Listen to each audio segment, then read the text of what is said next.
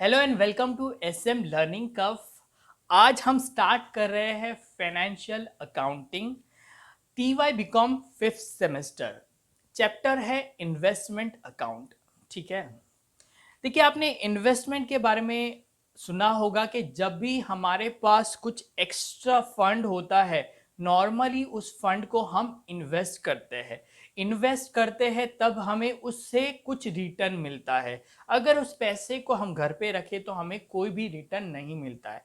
ठीक है, अगर उस पैसे को हमने बिजनेस में इन्वेस्ट किया सो हमें उस पैसे से जो रिटर्न मिलता है उसे हम प्रॉफिट कहते हैं। ठीक है, कभी कभी हम उस पैसों से कोई प्रॉपर्टी बाय कर लेते हैं। ठीक है, प्रॉपर्टी बाय करते हैं तो हो सकता है उस प्रॉपर्टी से हमको रेंट की इनकम आ रही हो, तो रेंट हमारे लिए एक रिटर्न का काम करता है। ठीक है, हो सकता है कुछ सालों बाद एप्रिशिएट हो जाती है आपकी प्रॉपर्टी, तब आपको जो डिफरेंस होता है वो आपका रिटर्न होता है। ठीक है, देखिए जब आप बिजनेस में या फिर प्रॉपर्टी में इन्वेस्ट करते हो ना तो रिस्क फैक्टर बहुत ज्यादा रहता है। ठीक है, लेकिन आपको रिटर्न भी वहां बहुत ज्यादा मिलता है।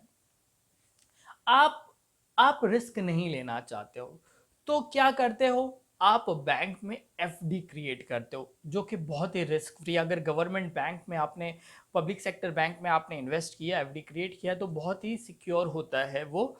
लेकिन आपको जो रेट ऑफ इंटरेस्ट जो होता है वो बहुत कम होता है, अराउंड 7 कभी 8% होता है, जो कि अगर आप इन्फ्लेशन से कंपेयर करें तो बहुत कम होता है, लेकिन वहाँ रिस्क भी बहुत कम होता है।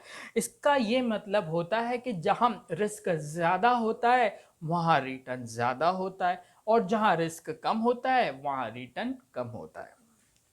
ठीक है, उसी तरह अगर किसी ने आपको पूछा कि भाई सबसे ज्यादा आपको रिटर्न कहाँ मिलता है, तो आज की तारीख में सबसे ज्यादा जो रिटर्न मिलता है वो है शेयर्स। आप अगर बाय करते हो तो वहां पर कभी कभी आपको 30% का इंटरेस्ट, आपने सुना होगा कि म्यूचुअल फंड है वो आपको 22-30% तक का रिटर्न देती है। ठीक है, लेकिन वहां पर रिस्क बहुत ज्यादा रहता है। ठीक है, सो आपका ये जो चैप्टर है इन्वेस्टमेंट अकाउंट वो शेयर्स और डिबेंचर से रिलेटेड।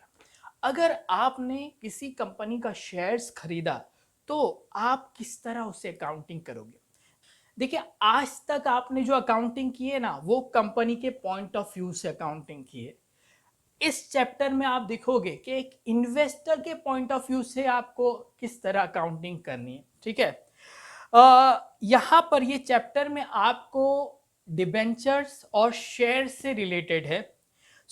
मैं इसे दो हिस्सों में डिवाइड कर रहा हूं। सबसे पहले हम डिबेंचर्स की अकाउंटिंग सीखेंगे और उसके बाद हम शेयर्स की सीखेंगे। ठीक है, सबसे पहले हम डिफरेंस समझते हैं, ये डिबेंचर होता क्या है और ये शेयर्स क्या होता है।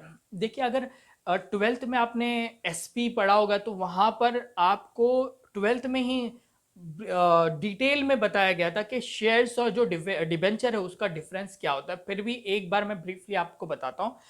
जब भी आप किसी कंपनी के शेयर्स खरीदते हो तो आप उस कंपनी के शेयर होल्डर कहलाते हो, आप उस कंपनी के ओनर होते हो, और आपका जो पैसा होता है वो पैसा उस कंपनी के लिए कैपिटल होता है। ठीक है, आपको कंपनी जो रिटर्न देती है वो डिविडेंड के फॉर्म में देती है, उसे डिविडेंड कहा जाता है, जो कि फिक्स नहीं होता है। अगर कंपनी को ज्यादा प्रॉफिट होगा तो आपको ज्यादा डिविडेंड मिलेगा, अगर कंपनी को कम प्रॉफिट होगा तो आपका जो डिविडेंड है वो कम होगा। इन केस कंपनी को लॉस होगा तो आपको कोई भी डिविडेंड नहीं मिलेगा। इसका मतलब ये होगा कि इनकम होती है ना वो एक वेरिएबल इनकम है जो कि पूरी की पूरी कंपनी के परफॉर्मेंस पे डिपेंड होती है। ठीक है, अब बात करते हैं हम डिबेंचर की। देखिए आपने अगर किसी कंपनी का डिबेंचर खरीदा तो वो जो पैसा होता है वो कंपनी के लिए एक लोन होता है। ठीक है, और कंपनी के लिए आप कंपनी के क्रेडिटर होते हो। ठीक है, अगर आपने शेयर खरीदा था तो आप कंपनी के शेयर होल्डर जो कि कंपनी के ओनर कहलाते हो, लेकिन डिबेंचर के केस में कंपनी के लिए आप एक क्रेडिटर होते हो।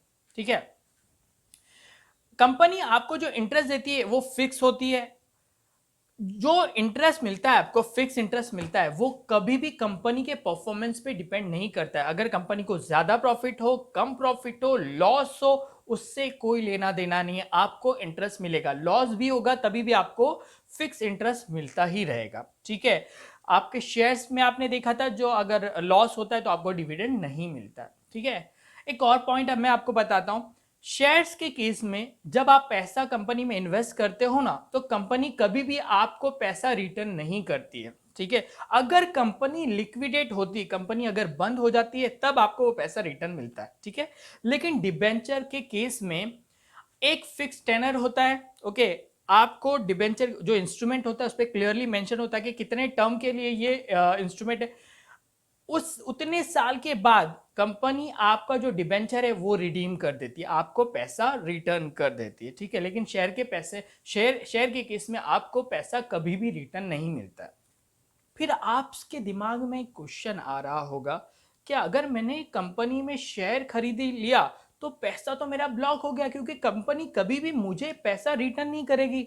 बात तो बिल्कुल सही है कि कंपनी आपको रिटर्न नहीं करेगी, लेकिन आपके पास शेयर से रिलेटेड एक ऑप्शन है। अगर आपको शेयर्स नहीं रखना है, उस कंपनी का शेयर रखना नहीं, तो आप शेयर्स बेच सकते हो।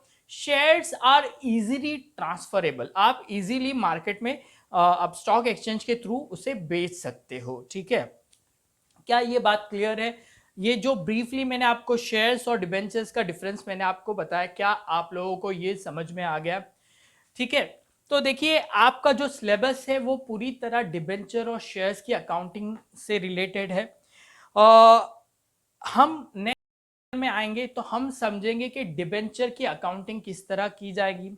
तकरीबन 10 या 15 लेक्चर्स हम ये डिबेंचर्स पर डिस्कस करेंगे। डिफरेंट डिफरेंट क्वेश्चंस हम ट्राई करेंगे, जो भी यूनिवर्सिटीज़ में जो एग्ज़ाम में आपको पूछा गया है वो सारे क्वेश्चंस हम करेंगे।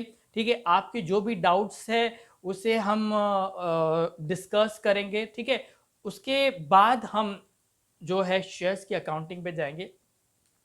स्लोली स्लोली करेंगे, लेकिन बहुत अच्छे से करेंगे। बहुत इंपॉर्टेंट टॉपिक है, काफ़ी बच्चों को ये डिफ़िकल्ट लगता है, लेकिन मैं पूरी कोशिश करूँगा कि ये चैप्टर आपके लिए मैं बहुत ईजी बना दूँ। सो फिलहाल के लिए इतना। नेक्स्ट चैप्टर में हम डिबेंचर्स डिस्कस करेंगे। Thank you.